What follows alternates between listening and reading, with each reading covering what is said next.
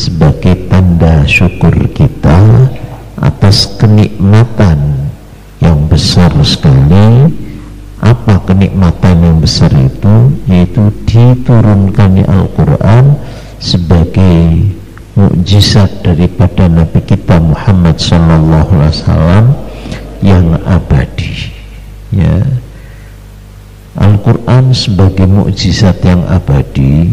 Di dalam Al-Quran itu ada obat dari berbagai macam penyakit, ya. Penyakit apa sudah saya jelaskan di depan, ya. Penyakit lahir dan batin, ya. Penyakit batin, penyakit kebodohan, ya.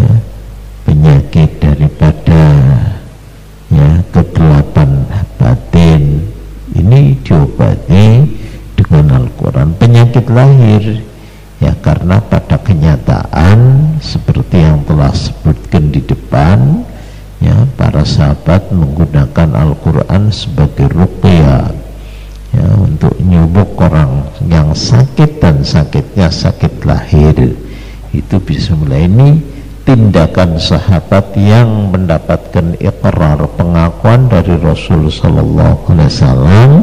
Itu menunjukkan bahwa Al-Quran bukan hanya sebagai obat batin tapi juga obat lahir.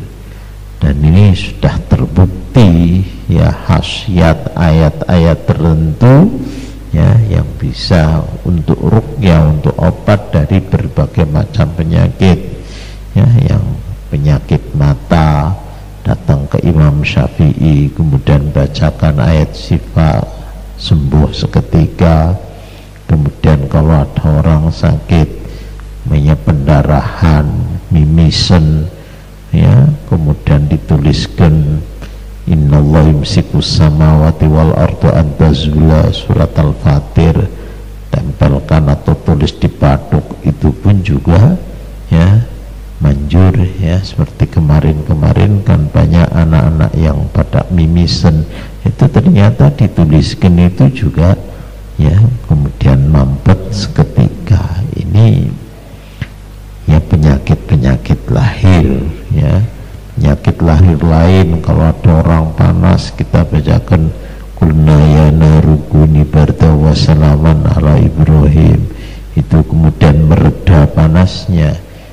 Ini yang merupakan penyakit-penyakit lahir dan bisa dibuktikan, ya. Hal ini karenanya, ya, kita patut sebagai umat Muhammad sallallahu alaihi wasallam, ya, bersyukur kepada Allah Subhanahu wa taala karena punya mukjizat yang hebat dan bisa jadi syifa, ya, dari penyakit lahir dan batin. Di samping itu pula juga Al-Quran adalah, ya, jadi alat dihakil muskilat, ya, untuk menyelesaikan berbagai macam problematika, ya, di mana manusia hidup tidak lepas dari problem, lah mengatasi. Dan kalau kita mau cari jalan keluar, way out daripada muskilat-muskilat, Quran ini merupakan alat untuk, ya, jadikan jalan keluar lihalil muskilat, ya, untuk menyelesaikan berbagai macam problematika manusia. Al-Quran pula, ya, sebagai senjata yang ampuh untuk menyelamatkan kita dari kegelapan, ya, kegelapan macam-macam, gelap dalam usaha, gelap dalam berekonomi, gelap di dalam berumah tangga, gelap di dalam bermasyarakat, gelap di dalam pergaulan, ya, gelap di dalam urusan, ya, yang terkecil sampai urusan negara, urusan dunia. Ya, Al-Quran itu sebagai al-munqidh minadh-dhulumat, ya, penerang dari berbagai macam kegelapan.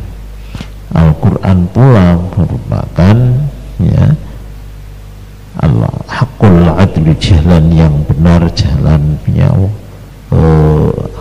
artinya jalan yang lurus, ya. Karenanya siapa orangnya berhukum dengan Al-Quran, maka dia akan memperoleh jalan yang benar. Al-Quran juga merupakan jalan hidup manusia, ya, way of life-nya manusia. Jadi sebagai way of life bagi manusia muslim, nah, kok tidak Pancasila itu hanya satu titik daripada apa yang ada dalam Al-Quran, hanya satu titik lah, titik yang kecil sekali, ya, tapi secara luas sebagai way of life-nya manusia adalah Al-Quran ini